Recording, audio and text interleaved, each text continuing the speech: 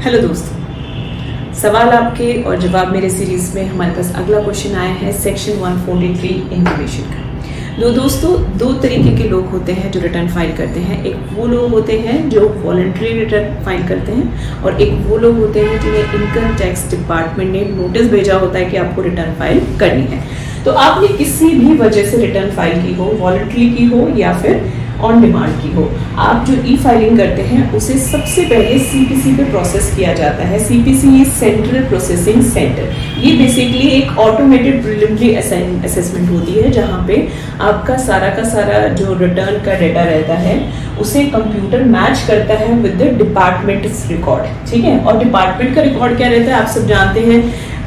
26 AS TDS certificates आप लोगों को मिलते हैं। ये थोड़ा सा नया हो सकता है AIS एनुअल इन्फॉर्मेशन सिस्टम। इसमें बेसिकली हमारी फाइनेंशियल जितनी भी ट्रांजेक्शन्स रहती है थ्रू आउट द ईयर उसकी सारी इन्फॉर्मेशन होती है। जिसको इसके बारे में नहीं पता है वो मेरे शॉर्ट्स चेक कर सकता है। तो दोस्तों, जो आपने रिटर्न फाइल की जिसमें कि आप क्लेम कर सकते हैं लॉस, आप कह सकते हैं ये टैक्सेस बन रहे हैं, यू पेड इट, आप नील क्लेम कर सकते हैं कि मेरा कोई टैक्स बनता नहीं है, या फिर आप रिफंड कर रहे हैं कि मुझे रिफंड चाहिए, मेरा एक्सेस TDS कटा हुआ है एंड सो ऑन।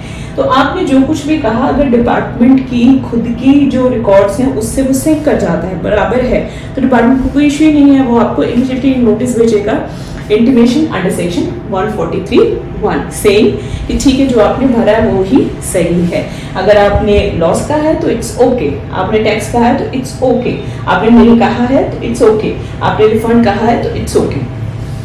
प्रॉब्लम वहां आती है जहां डिपार्टमेंट के रिकॉर्ड से आपका डेटा मैच नहीं करता।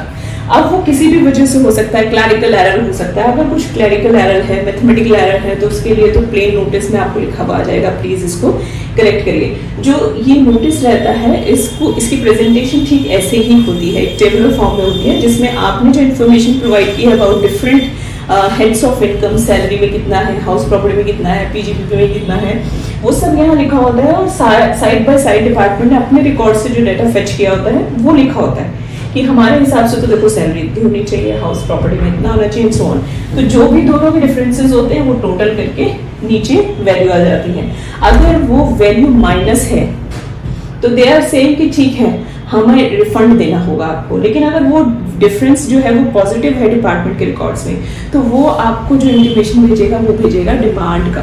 ठीक है, वो कहेगा कि देखिए आपकी जो भी कैलकुलेशन है उससे हमारी कैलकुलेशन मैच नहीं करती और हमारे हिसाब से आपको इतना पैसा गवर्नमेंट को और देना चाहिए। तो they will send intimation of demand under section 143(1). और अगर रिफंड बनता है, आपने मांगा है और बनता भी है, ठीक है, रिकॉर्ड के अकॉर्डिंग, तो आपको आता है intimation of refund under section 143(1). तो दोस्तों, आई होप ये पूरा का पूरा आपको क्लियर हो। इसमें अगर आपको कोई और क्वेरी हो तो आप कमेंट बॉक्स में मेंशन कर सकते हैं। इसी तरीके की अगर आपको कोई और कंफ्यूजन्स हैं तो I am right there, write in the comment box.